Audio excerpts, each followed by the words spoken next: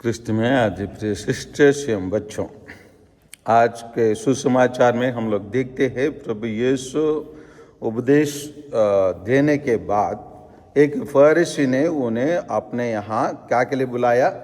भोजन करने के लिए बुलाया। लेकिन फरीसी लोग प्रभु यीशु को विशेष रूप से गौर से देखते हैं।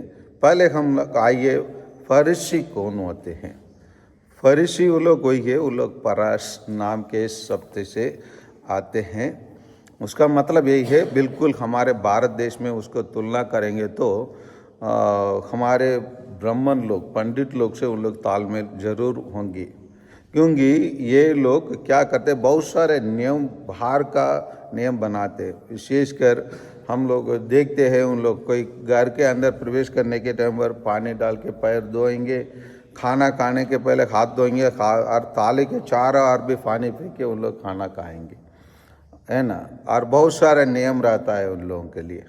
इसी प्रकार बाहर का बनावट को सुंदर लगाने के लिए उन लोग बहुत सारे नियम को लागू करते हैं और उसी नियम को तोड़ने वालों को सजा भी देते हैं। इसीलिए प्रभु यीशु को देखकर आश्चर्य हुआ कि उन्होंने भोजन से पहले क्या नहीं किए? हाथ नहीं धोए। इसीलिए प्रभु यीशु जानबूझकर भी किए होंगे। हाथ नहीं धोने से इनके मन में एक विचार क्या आता है उसे जानते होंगे, और उनको ये शिक्षा देने के लिए आवश्यकता भी रहा होगा। इसलिए प्रभु यीशु उनको यही बताए, तुम फरीसी लोग प्याले और थाली को तो ऊपर से धो मांजते हो, परंतु तुम भीतर लालच और दुष्टता से भरे हुए हो। बोलने के बाद जो व्यक्ति अपने घर में बुलाया उसको भी बताते हैं, मूर्ख, जिसने बाहर बनाया क्या उसने अंदर नहीं बनाया? जो अंदर है उसमें से दान कर दो और देखो सब कुछ तुम्हारे लिए शुद्ध हो जाएगा। प्रभु यीशु शुद्ध के बारे में यहाँ बात करते हैं, बाहर की शुद्धता के बारे में नहीं, अंदर की शुद्धता के बारे में बात करते हैं। शुद्धता क्या करता है? जैसे हमारे बस जो भी चीज़, शुद्ध मतलब तैयार रहना, तैयार रहना मतलब कोई भी चीज़ के लिए तुरंत काम में आना। कैसे तुरंत काम में आना? जैसे हम लोग बाहर निकलना है, हम अलमारा खोलते हैं, खोलने के बाद जो कपड़ा हम 4-5 दिन पहने रहे उसी कपड़ा का निकल कर पहनते हैं ना? नहीं। कौन सा कपड़ा का निकालते हैं? जो अच्छे से पहले ये साफ रहता है। साफ रहने वाला चीज़ को हम क्या करते? पहन के हम बाहर निकलते, इसीलिए शुद्ध रहता है, इसलिए उसको पहनते। उसी प्रकार कोई मेहमान आ गए, जो हम लोग खाना वाना खा के बाहर डाले वही प्लेट के खाना खिलाते हैं? नहीं। जहाँ हम लोग रैक में रखे जो साफ वाला प्लेट है उसको निकालते हैं। कि इसका मतलब, साफ मतलब हमेशा दूसरों के उपयोग में तुरंत आना, है ना। रेडी मतलब शुद्धता मतलब रेडी रहना।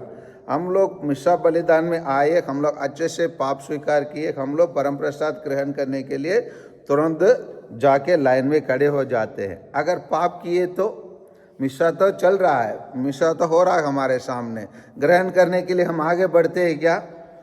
नहीं बढ़ते। क्यों नहीं बढ़ते? क्योंकि हमारे अंदर क्या है? पाप है। पाप नहीं हो तो हम लोग बिंदास लाइन में खड़े होकर प्रभु यीशु को ग्रहण कर लेते हैं। इसीलिए प्रभु यीशु क्या बताया, जो अंदर है उसमें से दान कर दो। अंदर में मतलब जो दान कर दो, ये कोई हमारे पास जो धन दौलत है उसको दान करने के लिए बोलते हैं। और दूसरा है हमारे अंदर जो रहता है गुस्सा, घृणा, ईर्ष्या, है ना, झूठ बोलने की आदत, इन सभी चीज़ों को क्या कर दो? आप त्याग करो। ये सबको जब तक हम त्याग नहीं करेंगे, हम क्या नहीं बनेंगे? शुद्ध नहीं होंगे, है ना। बाहर की सुंदरता तो हम लोग एक चेहरा धोने के बाद थोड़े से इधर लिप्स बाम लगा दे, थोड़े से यहाँ फेयर एंड लवली लगा दे, हम क्या हो जाएंगे? बाहर सुंदर दिखेंगे। लेकिन अंदर की सुंदरता को क्या कर सकते? अंदर थोड़ा से फेयर एंड लवली घुसा दे, शुद्ध हो जाएगा, पेट खराब हो जाएगा, है ना। इसीलिए हमको क्या करना है?